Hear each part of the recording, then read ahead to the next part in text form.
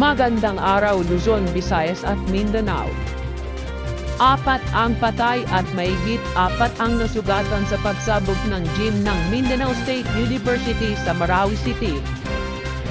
Ayon kay Major General Gabriel Biray III ng 1st Infantry Division, nangyari ito pasado alas 7 kaninang umaga habang may ginaganap na misa.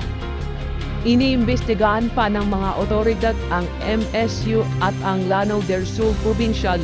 Iniimbestigahan din ng gobyerno ang insidente. Manatiling nakatutok sa LFG TV Network. Para sa ibang nagbabagang balita, bumisita lang sa www.lfgtvnews.com. Ako si Michelle Fuentes Aguilar. Magandang hapon po.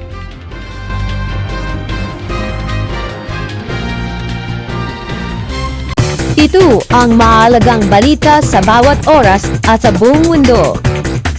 Sa pagbabantay ang inyong tagapaglingkod ng Pilipino at muli nating itataguyod ang pag-uula. At pagdating sa balita ng dapat niyong malaman, ito ang pinakamainit na balita sa buong Pilipinas. At oras-oras kada balita natin, ito ang LFG Balita. Lunes hanggang Biyernes 6:30 PM at Sabado at Linggo 5:30 PM dito lang sa LFG TV.